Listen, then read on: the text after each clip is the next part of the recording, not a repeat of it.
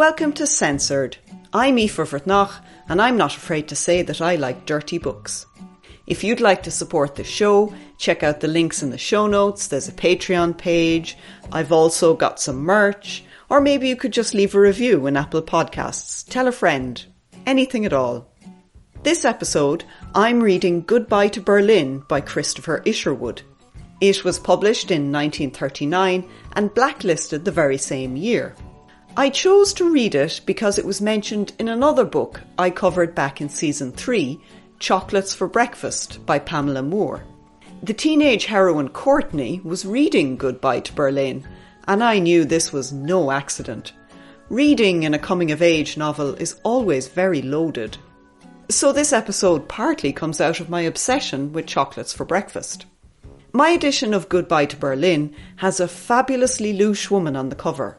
She has a sharp, slick bob and is smoking a cigarette in a long holder.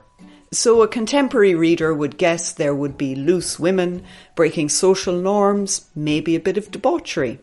In fact, if you've seen the film or musical Cabaret, you've enjoyed an adaptation of this book. But when it was first published, the cover art did not give the readers so many clues. The photograph of a park with leafless trees and a few stationary people does not suggest fun and frolics in smoky nightclubs. But I actually like this first edition image because it's taken from a height, as if the camera was at an apartment window looking down. This chimes well with a book that opens with a very self-conscious narrative device.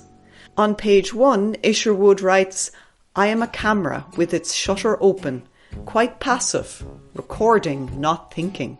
The photograph seems to capture some of that impersonal detachment. Goodbye to Berlin is a collection of autobiographical stories about the author's time in that city. He's at pains to tell us that the narrator, Christopher Isherwood, is not the author of the same name, but that feels a bit forced, to be honest. So the stories are centred around a number of vibrantly drawn characters that Isherwood meets, befriends, and sometimes lives with. You could read it as an exploration of types. For example, there's Sally Bowles, a dissolute flapper, and Peter, a tortured gay man trapped both in the closet and in therapy. But nobody is ever a stereotype. It's very atmospheric, and the characters are so sympathetically, tenderly even drawn. I really liked it. I thought it was great. But to chat about the book and why it might be considered rude, I'm joined by Dr. Jonathan Kemp, author and academic. Jonathan has written 3 novels and 2 non-fiction works, and he currently teaches creative writing and comparative literature at Birkbeck. He also DJs and co-founded a theatre company. Thank you for joining me to discuss this wonderful book. You're very welcome. Thank you for having me. Normally, I begin by choosing a drink that might appeal to the spirit of the book. And this one, there was a lot of booze in it. He talks about the smell of beer, and Christopher and Sally drink as much as they can.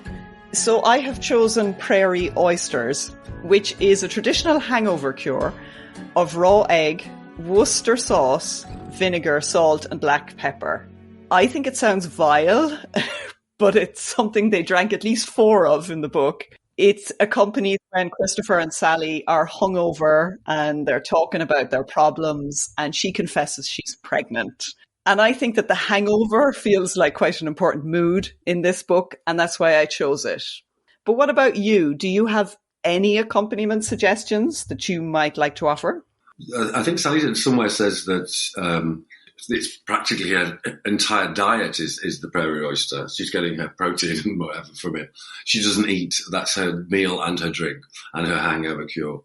So when it came to an accompaniment, I couldn't think of anything food-wise, except maybe some homemade sauerkraut or some cheap working class kind of food that the landlady might provide, or that they'd get in a local cafe or whatever. They didn't seem to be existing on anything but prairie oysters and thin air. So my answer, if you like, my suggestion is very much kind of coming from the film, And I'm just thinking champagne. I'm thinking the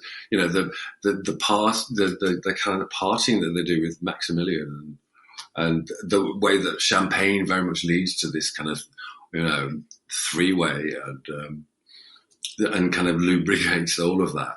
That quite matches the decadence and the partying. It does. I can picture her, glugging it. Yes, she is very much a party girl. Yeah. So when I read it as a censor, putting on this silly censor spectacles argument, and it's one of those special books that manages to offend on page 1, which is just brilliant. Hits the ground running. Yeah, it really does. And it's page 1 into page 2, and I'll just read it out for everyone now. The electric sign is switched on over the night bell of the little hotel on the corner where you can hire a room by the hour, and soon the whistling will begin. Young men are calling their girls. Standing down there in the cold, they whistle up at the lighted windows of warm rooms where the beds are already turned down. They want to be let in. Their signals echo down the deep hollow street, lascivious and private and sad. I thought that was great. I just think it's brilliant. Yeah, there's some wonderful writing in it. And that's my interpretation of why I think they probably didn't get past page 1. But there is so much in this book that would offend a censor from the 1930s. Do you want to offer any of your favourite parts that are transgressive? The existence of Sally is transgressive. I think for me, what was most striking rereading it was the very kind of present, visible self-censorship that's going on. On Isherwood's part, the character that shares his name is an invisible man. There are hints at his homosexuality, and that's kind of coming through with conversations with Sally. She, is taken as given that he has no knowledge about women and what women want from a man, for example. And she doesn't assume he's going to have any insights into heterosexual relationships at all. But it's never explained why, And this whole I am a camera, this whole kind of removal of the narrator as a person of substance, a person with desires or genitals, is quite interesting. I mean, it's an aesthetic decision that, in a highbrow manner, you can say is aesthetic and modernist and whatever. But on one level, it's also a cop-out. The character Isherwood doesn't seem to have any romantic life. It's like he's observing other people's. I think the censors would have been bent out of shape by the chapter where he's holidaying outside of Berlin with the gay couple. I think that would have been very unpalatable, and as such is one of my favourite bits. The high-blown petty drama of the older man trying to make the younger man respect, honour, and I don't know, just be with him in a way that is going to be impossible. And you kind of think, surely you should be a bit wiser than that. He's doing what young men would do in that situation and not give a fig. So yeah, for me, it was about not necessarily somebody with a red pen going through it, but the Isherwood's red pen, Isherwood's kind of like hesitation and reluctance to give the fictional version of him the full-blooded experience of Berlin that he had. He said, for me, Berlin means boys, but you could read that novel and not see any of that, not assume that that's his experience of the city. That's a really interesting point about self-censorship and this kind of reluctance to identify himself and bring himself into the narrative. I mean, he is there, but especially with Sally, you really feel he's holding back. He's holding back so much of their exchanges. Yeah, and it gives them leeway when it's becoming a play, a musical, a film, to make him, or to give him some kind of heterosexual love interest. Which is never really there in any palpable sense with him and Sally. It is very much their kind of, although I loathe the term fag hag, scenario. She's his, confessor. She's his her confidant, her girlfriend. I mean, I read somewhere they were saying it's like an older sister, even though she's younger. But it's much more like, a gay man and a fag hag. But except the gay man's dialogue has been removed. He's never coming in telling her about last night's shag or anything. And you feel like in real life, that would have been going on probably. They would have been giving her, gruesome details. And so it does very much feel like he's got masking tape across his mouth most of the time. It did seem as the book went on that he came a bit more to the fore, I thought.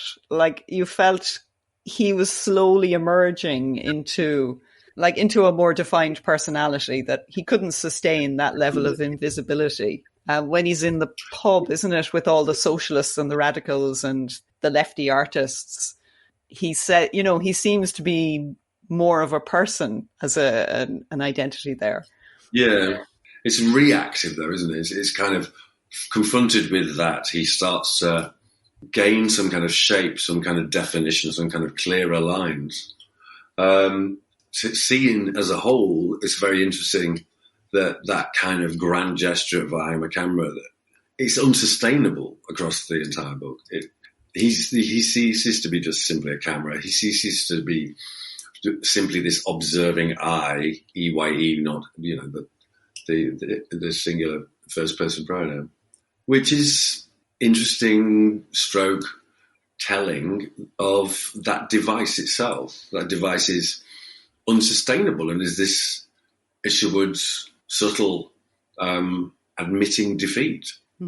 That the narrator has to take shape, that he has to step forward and have some values, some characteristics, some beliefs that make him a character, not a camera, not a kind of impersonal, objective recording machine, but somebody who's got a mind and a heart that start to speak and express themselves and defend certain things and put down others. It's heartening on one level because you think you want to applaud, but on the other level, you go back to the page one and you go, like, hold on a minute, I thought you were a camera. I thought cameras don't kind of suddenly tell you what they think or believe about something. That point about reaction, do you think that the increasing presence of the Nazis in the text is part of why he can't sustain that objectivity? Because it's hinted at the very beginning, but it just gets bigger and darker and more violent and more dangerous, the presence of the Nazi street violence. And it maybe, is that part of why it doesn't work, do you think? Absolutely. I think, that there is in the failure of that, standing to one side and simply scribbling down everything you're observing, there's the recognition that, you can't stand neutral in the face of that kind of violence and right-wing thinking. It's a call to arms in some sense, and within a kind of minor note sense, that is, I like to think, part of the design, if you like, of the book. That as he encounters and observes in that camera-like way an increasing oppression and oppressive environment, that to do nothing would be, the wrong thing. It would be abhorrent. So in that ditching of the neutrality is the emergence of a political voice.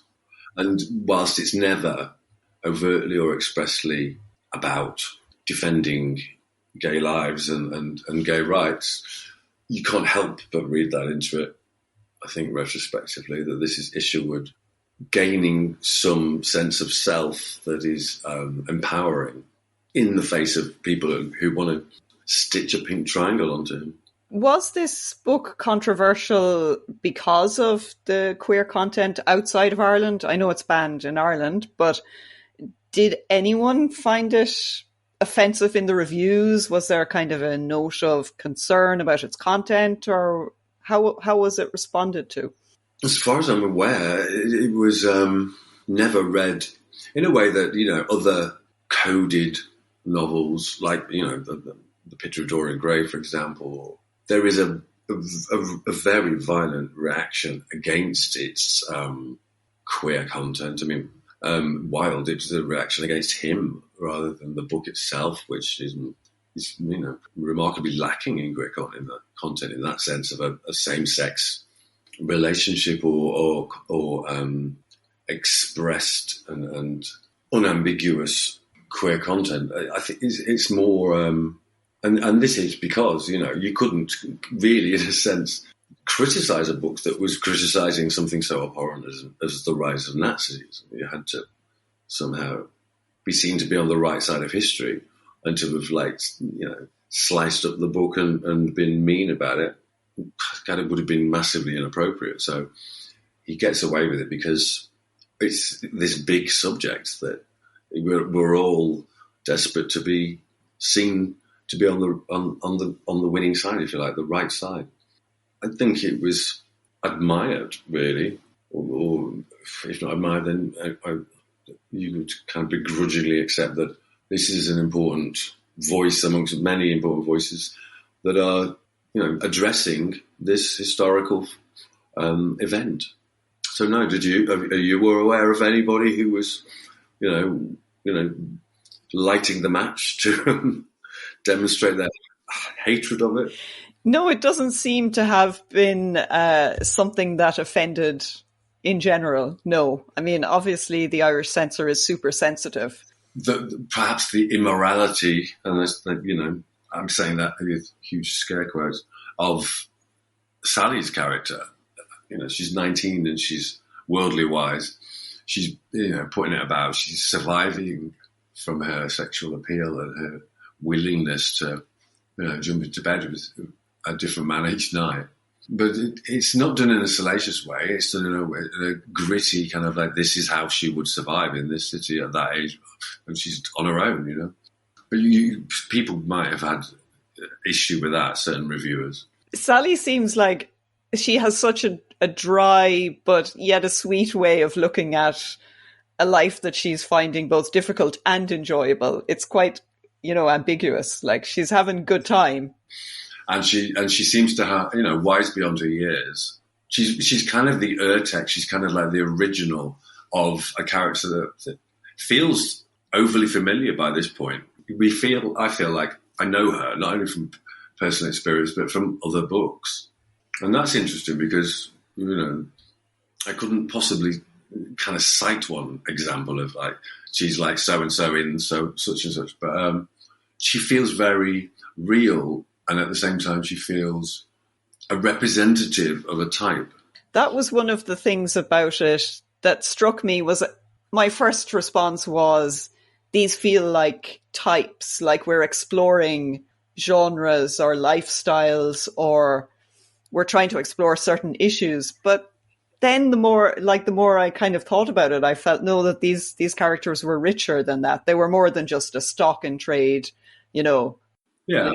I mean, they're never stereotypes, and the originality is in, I guess, his observation, dissection, presentation of the marginal characters, people surviving on their wits, on their sex appeal, doing low-paid, menial jobs and living lives that are often unobserved by, the surveillance of literature.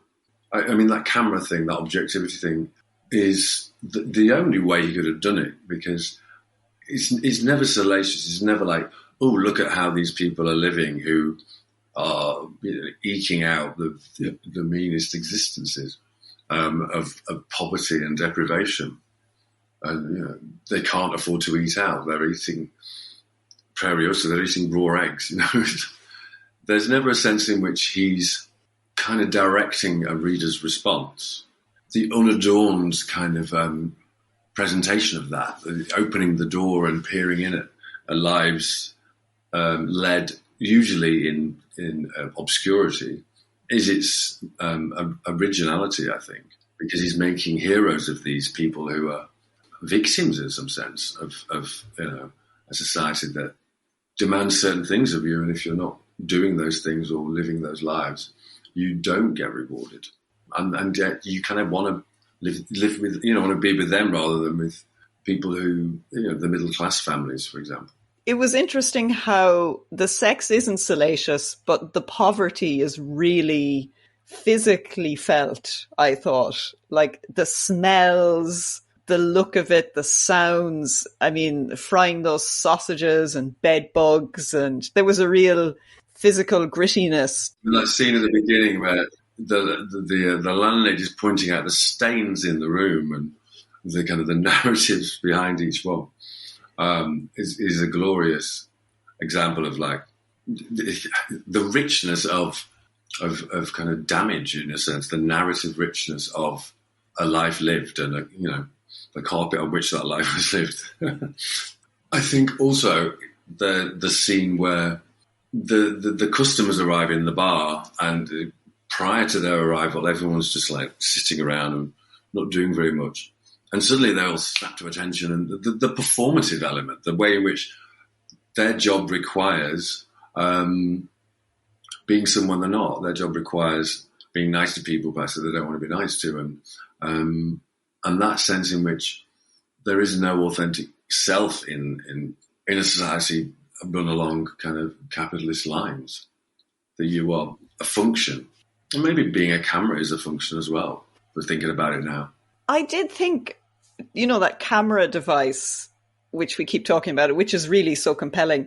It did make me think of him also as a tourist. Which he is, Yeah, he is. He is slumming it. He was very upfront about that. He wasn't trying to deny it or hide it. Yeah, and he was actively turning his back on or sticking two fingers up at, the safe, cosy, middle-class life back in Cheshire that he's very actively, voraciously left behind in pursuit of people and lives worthy of the camera. He could have stayed in Cheshire and like, I am a camera here, but he didn't want to. Those dusty, quiet drawing rooms in which nothing ever happens. He wanted to be in the bars with the boys and knocking them back till 3 a.m. There is that kind of, squalid glamour of the book and the appeal of that, writ large in the musical with the torn fishnets and the badly applied makeup of the showgirls and whatever. That's it is very much a kind of Bohemian Bible. It is very much like, this is how you do it. You leave the safe, cosy, middle-class background, and you throw yourself into the deep end. You go to the most squalid and probably quite dangerous bars you can find and talk to the people there and find out what these lives are like and write about that. Because nobody wants to read about a bourgeois drawing room in Cheshire, really. And Sally's having a whale of a time. She does the high-blown drama of poor me a lot of the time. And she dramatizes even her tragedies and her poverties. Where would she be without them? They give her a purpose, survival and not just survival, but glamorous, stylish survival. Getting to the places that require a prairie oyster the morning after, this is the pursuit of the Bohemian. She wants it, however much she might be seen to complain about the struggle. She wouldn't have it any other way, I don't think. Didn't she leave a boring drawing room lifestyle as well to go have fun on her own? She kind of abandoned her family. Yeah, and God bless those who do. Especially if they leave documents of it to inspire others and show examples of other ways of being in the world. And it's for that I primarily admire the book and admire Isherwood for writing it, really. That it's kind of the door opens on something else that, just has such kind of illicit and squalid and yet glamorous appeal. I mean, I love it. You don't have to persuade me. Yeah, I love it too. And so shall we play censorship bingo then? So we start as usual with breasts. I thought there were breasts mentioned in the book. I'm pretty sure there are. And doesn't Sally refer to her own as being inadequate at some point? There must have been. It just feels like it was, even if I can't. I think we got to tick that one. Next up is bestiality. Well, no, I don't think it went that far. No. It might have been a topic of conversation, but we don't see it. We can't tick that, unfortunately. Then sex work. Well, obviously. Yeah. I mean, Peter, in one sense, is the kind of the gigolo, isn't he? He's a jumped up rent boy, really, in many ways. And it's the older man's flaw not to see it in those terms, really. Masking it as love or hoping, pretending that it's a relationship rather than the financial. And even page 1, I mean, there it is, rooms by the hour. So I think we'd have to tick that one with bells on. Absolutely, yeah. Racism. Well, yes, because anti-Semitism runs through the whole text. Quite importantly, it grows in importance as it goes on, I think. So we definitely tick that. Drugs. Now, other than booze, I couldn't remember any explicit references. No. I mean, the musical makes more of it. With the song Cabaret mentions drugs. But no, it isn't shown here. Again, you think that it's a wise decision, perhaps, if you want to get it published and if you want to get it sold. But it would have been part of the reality of that life and those lives, I imagine. Yes, I can imagine it. If you're going to that sort of scene, it would make sense. But I'm afraid for the purposes of bingo, we can't tick it, which is a pity. Then politics. Well, absolutely, with the rise of fascism. And I found that fascinating that you think that's part of the reason people couldn't complain about it, that it's such a political text. That's just great. Yes. Lesson to be learned. Yeah. Choose the right side. Yeah. And swearing. You see, I didn't remember much coarse language. I think it managed to... Not even in German. No, I don't think so. No, they're all very well mannered in that respect. They are. Disappointingly so. You kind of almost want Sally to be a bit more foul-mouthed because you imagine she would be she's reacting against her background and against her femininity. And you kind of expect her to swear like a trooper. And then she doesn't. She's actually quite well-spoken and polite.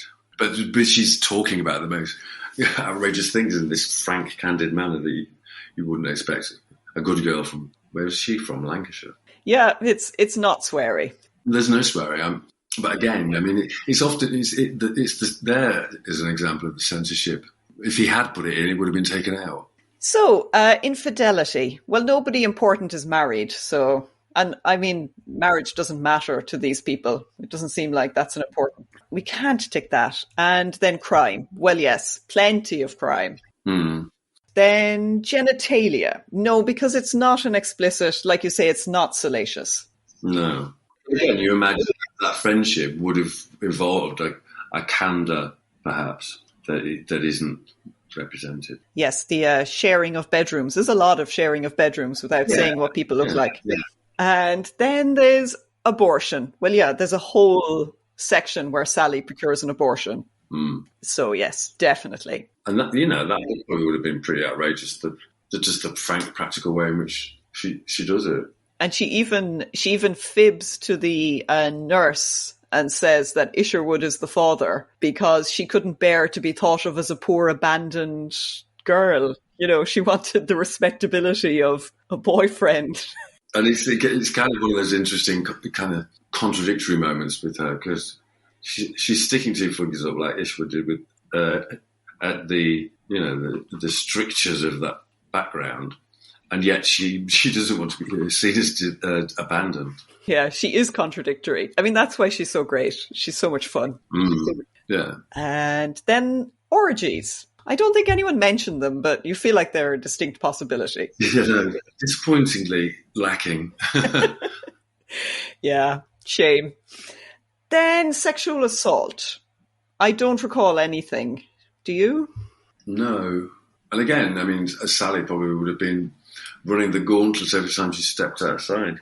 As a woman probably presented almost as a prostitute. It would have been part of her reality, but it's not in the book. Yes. I mean, he was gritty, but he only went so far. Yeah. And then the next one is extramarital pregnancy. Well, yes. I mean, if Sally needs an abortion, then she must be pregnant. Yeah. Masturbation. I don't think so. Like, once again, the shared bedrooms, but... Yeah. Mutual or otherwise, I didn't find any of it, really. Sadly, we have to leave that one. And sex toys. No, not that either. No. Come on, Christopher. Yeah. I mean, Berlin is supposed to be bad and dangerous. This one, I've been thinking about feminism. Sally challenges a lot of ideas about, what women should do, but she's not doing it for feminist reasons or anything. Yeah, I mean, it'd be interesting.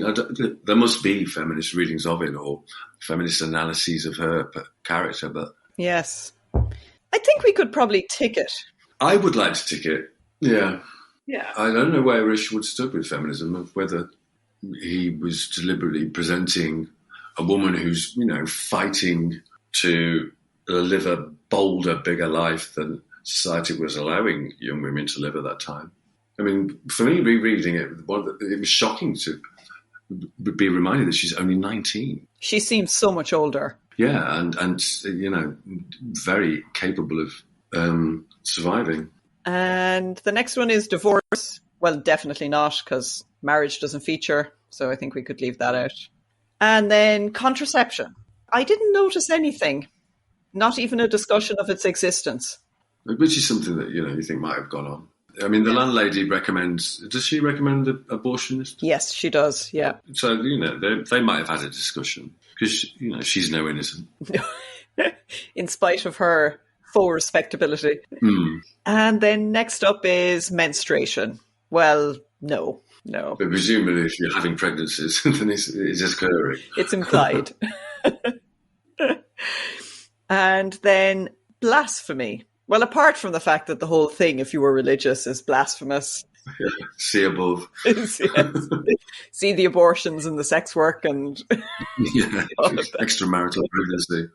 Take your pick, really. But no, I don't recall any kind of explicit use of the Lord's name in vain. No, and there's no attempt to challenge the concept of Christianity. It's just ignored. It's just a deeply unchristian book. Yeah. Thankfully. And the next one is oral sex. No, because it's not really explicit about what people are doing with each other's bits. Yeah, I was trying to kind of think, is there even just one whiff of it, as it were, in some of Sally's stuff? Because, she's pretty bold in her subject matter. But no blowjobs. And the next one, definitely graphic violence, because there's some awful street violence further on in the book where isn't someone's eye gouged out in a brawl with Nazi dudes? It's really gross. Yeah, so it links with the politics as well. Interesting. It's like snakes and ladders as much as bingo. Yeah, definitely. So we'd have to tick that. Finally, queer content. Well, obviously. Great gay classic or whatever. And you look at it, it's threadbare really in terms of being explicit in any sense. It's all kind of hinted at. And here again, it's because we know Isherwood went to Berlin to sleep with as many boys as he could get his mitts on, that we read it in that way. But the central sexual relationships that are presented to us as readers are straight, really. Isherwood, the character is never given the chance. He's kind of this asexual non-entity. And yet, it's all kind of coded or veiled in. It's just a celebration of la vie de bohème, in that sense of quick run as far as you can get away from the boredom and the strictures of your home life, and have some adventures. I'm sure it inspired many people to not necessarily move to Berlin, but to be bolder in terms of not doing what was expected of them. And certainly they played a part like that for me. Well, it's been wonderful going through this book with you, Jonathan. I've really enjoyed it. And thank you for giving me the time and discussing Christopher and Sally and all their shenanigans. You're very welcome. Thank you for giving me the opportunity to spend some time with them again. Can you believe that I forgot to tally up the score for Goodbye to Berlin? It was 10 out of 25. which is very respectable. It's nice to know it wasn't banned for nothing. So this episode marks the end of season 5, and I'm taking a little break. I need a holiday from reading like a censor. I'm worried those joyless dickheads are taking me over. And I want to be in top form for season 5 because it will be so interesting. I'm doing an extended deep dive into Edna O'Brien's The Country Girls trilogy, 1 episode per book. O'Brien is central to the story of censorship in 1960s Ireland, and she's still writing and still annoying people. The Irish male writer I've chosen will be Brian Moore, who is entirely new to me, so that's exciting. Then there's a prosecution of the Irish Family Planning Association that made headlines in the 1970s because the courts unexpectedly stopped the censorship board working. I also plan to talk about a smut-laden bestseller from 1919 that mysteriously was never blacklisted. So many books to explore. I'm looking forward to season 6 already. Talk to you again in September, but in the meantime, keep your hands squeaky clean and your minds absolutely filthy.